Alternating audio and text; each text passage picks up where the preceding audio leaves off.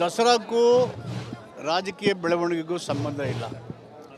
ಇದು ನಮ್ಮ ನಾಡಿನ ಸಂಸ್ಕೃತಿ, ನಮ್ಮ ನಾಡಿನ ಪರಂಪರೆ. ನಾಲ್ವಡಿ ಕೃಷ್ಣರಾಜ ಒಡೆಯರು ಮತ್ತು ವಿಜಯನಗರದ ಸಾಮ್ರಾಜ್ಯ ಆಡಳಿತದ ಒಂದು ಪರಿಣಾಮಗಳು ಹೇಗೆ ಜನಜೀವನದಲ್ಲಿ ಅಭಿವೃದ್ಧಿ, ಬದಲಾವಣೆ, ಸಾಮರಸ್ಯವನ್ನು ಬಿತ್ತಿತು. ನಮ್ಮ ನಾಡಿನ ಸಾಹಿತ್ಯ, ಕಲೆ, ಕ್ರೀಡೆ, ಸಂಗೀತ ಇವೆಲ್ಲವನ್ನು, ಜಾನಪದ ಕಲೆಗಳನ್ನು ಪ್ರೋತ್ಸಾಹಿಸುವಂತಕ್ಕಂಥದ್ದನ್ನು ಪ್ರತಿಬಿಂಬಿಸುವುದೇ ಈ ದಸರಾ ಆಚರಣೆಯ ಮೂಲ ಉದ್ದೇಶ. ಇದು ಸಾಂಸ್ಕೃತಿಕವಾಗಿ, ಧಾರ್ಮಿಕವಾಗಿ, ಸಾಮಾಜಿಕವಾಗಿ, ರಾಜಕೀಯವಾಗಿ ಎಲ್ಲ ಕ್ಷೇತ್ರಗಳನ್ನು ಪ್ರತಿಬಿಂಬಿಸುವಂಥ ಒಂದು ಪ್ರಮುಖವಾದಂಥ ಆಚರಣೆ. ಆದ್ದರಿಂದ ಎಲ್ಲ ಸಮುದಾಯಗಳು, ಎಲ್ಲ ರಾಜಕೀಯ ಪಕ್ಷಗಳು ರಾಜಕೀಯ ಜಂಜಾಟಗಳನ್ನು ಬಿಟ್ಟು ಹೊರತುಪಡಿಸಿ ಈ ದಸರೆಯನ್ನು ವಿಜೃಂಭಣೆಯಿಂದ ಆಚರಣೆ ಮಾಡ್ತಾರೆ. ಯಾರಾದರೂ ರಾಜೀನಾಮೆ ಕೊಡು ಅಂದರೆ ಕೊಟ್ಟುಬಿಡೋಕ್ಕೆ 7 ಕೋಟಿ ಜನ ಆಯ್ಕೆ ಮಾಡಿರೋದು ಸರ್ಕಾರ, ಕಾಂಗ್ರೆಸ್ ಸರ್ಕಾರನ.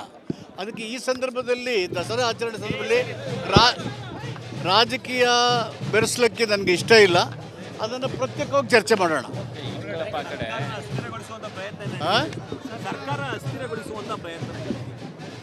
ಏನು ಹೇಳಬೇಕು ಎಲ್ಲ ಹೇಳಿದ್ದೀವಿ.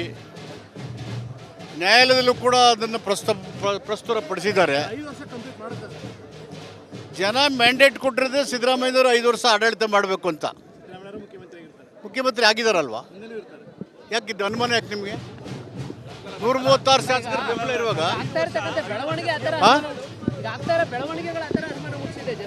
ಕಾಂಗ್ರೆಸ್ ಪಕ್ಷದಲ್ಲಿ ಆ ಥರದ ಬೆಳವಣಿಗೆ ಇಲ್ಲ. ಯಾರಿಗಾದರೂ ಆನೆ ಹೋಗ್ತಾ ಇದೆ, ನರಿ ನೋಡ್ತಾ ಇದೆ, ಹೆಜ್ಜೆ ಇಡ್ತಾ ಇದೆ, ಆನೆದು ಬೀಳಂಗಿಲ್ಲ, ನರಿ ತಿನ್ನಂಗಿಲ್ಲ.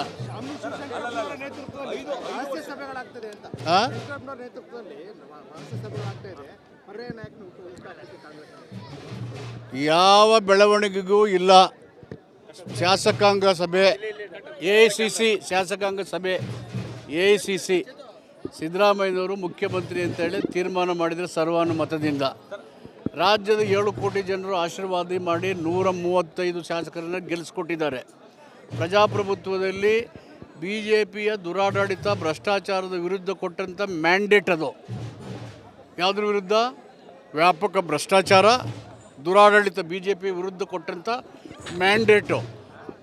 135 ಜನ ಶಾಸಕರು ಆಯ್ಕೆ ಆದಮೇಲೆ how can an elected government can be destabilised? ನಿಮ್ಗೆ ಯಾಕೆ doubt? Why are you doubting? ಏನು ಡೌಟ್ ಯಾಕೆ?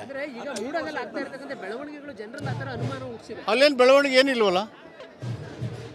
Wear is the role of chief minister Siddaramaiah? CLP meeting ನಮ್ಮ ರಾಜ್ಯದ ಅಭಿವೃದ್ಧಿ ಚರ್ಚೆ ಮಾಡಬೇಕಲ್ವಾ? ಅದಕ್ಕೆ ಕರೆದಿದ್ದೀವಿ.